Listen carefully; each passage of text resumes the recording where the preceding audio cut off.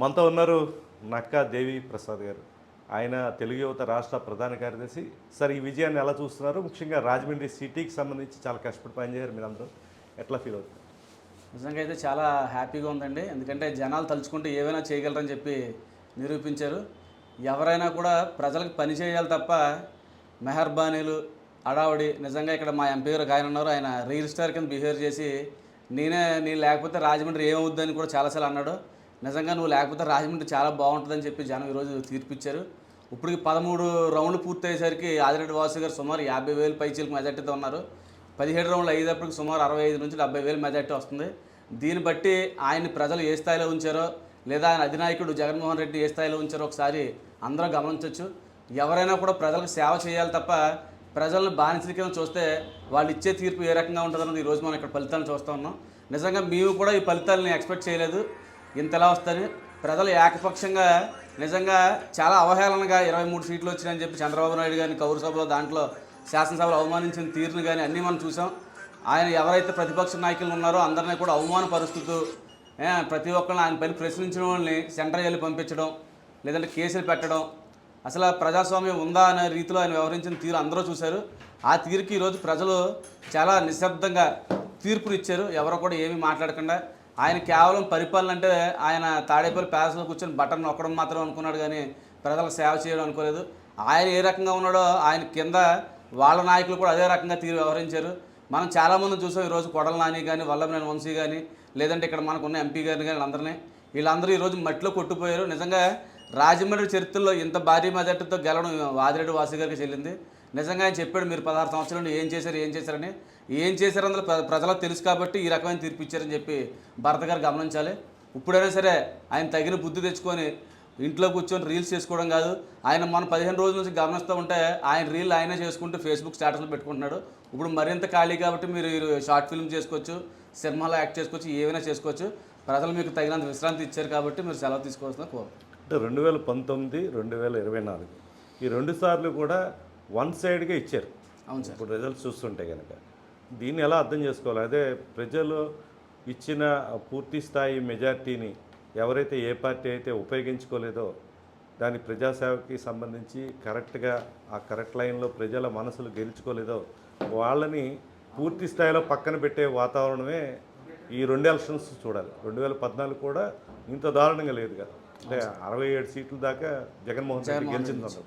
2019 నుంచి ట్రెండ్ మారింది ఏపీలో. 24, 2019 చూస్తే దీన్ని ఎలా నిలుపుకుంటారు మీరు? సార్ ఈరోజు ప్రపంచ ప్రఖ్యాతంగా ఆంధ్రప్రదేశ్ని ప్రపంచంలో చాటి చెప్పిన వ్యక్తి చంద్రబాబు నాయుడు గారు సార్. చాలామంది చెప్తూ ఉంటారు చంద్రబాబు నాయుడు వెన్నుపోటు పొడిచారు. వెన్నుపోటు పొడిచినట్లయితే 96లో అధికారంలోకి వచ్చారు, కానీ 99లో ప్రజలను పట్టం కట్టి మళ్ళీ ముఖ్యమంత్రి చేశారు. ఏదైతే ఆ రోజు రాజశేఖర రెడ్డి గారు పాదయాత్ర చేశారో సింపతితో ఆయన గెలిచారో, తర్వాత 2009లో కూడా ఈ పొత్తుల కారణంగా దరిదాపులో మంచి ప్రతిపక్షంగా కూడా వ్యవహరించారు. తర్వాత రాష్ట్రం విడిపోయిన తర్వాత కూడా ఏదైతే తండ్రిని చదివిపోయిన సానుభూతితో ప్రజలు ఆయనకి 63 సీట్లు ఇచ్చారు.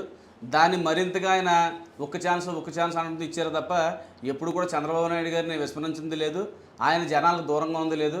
ఆయన 23 సీట్లు వచ్చినా కూడా ప్రజలకు అదే రీతిలో అందుబాటులో ఉన్నారు. ఆ రకంగానే ప్రజలతో ఉన్నాడు.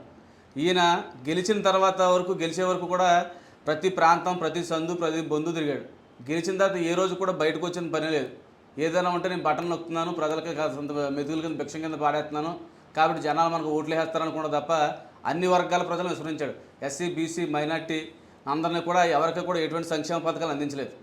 ఉన్న సంక్షేమ పథకాలు కూడా ఎస్సీలకి దగ్గర 23 పథకాలు తొలగించాడు.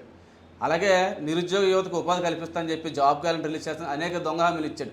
ఏ హామీ కూడా నెరవేర్చింది లేదు.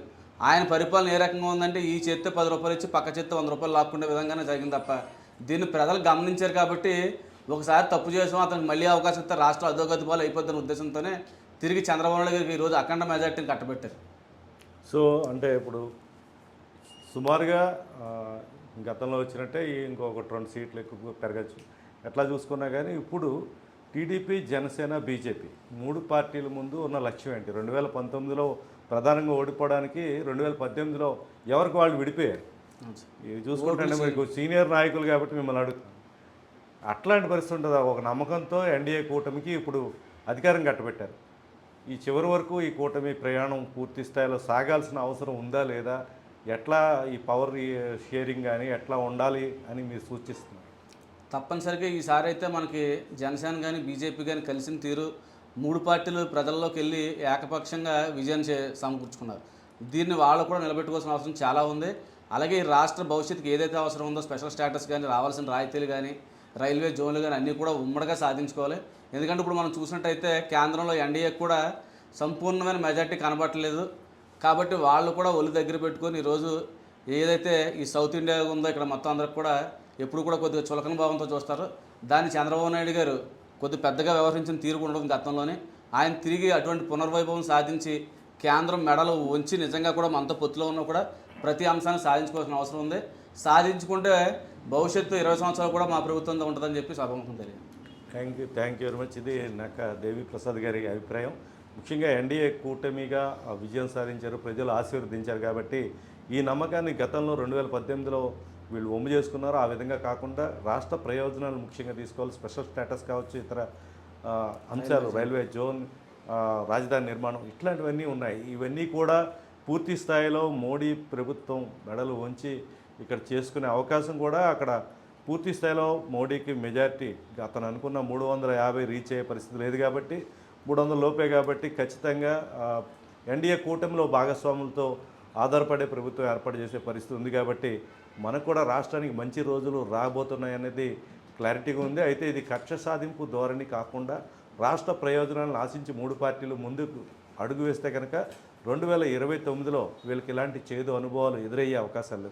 ఇది ఈస్ట్ న్యూస్ కోసం Ramanarayana. Thank you so much.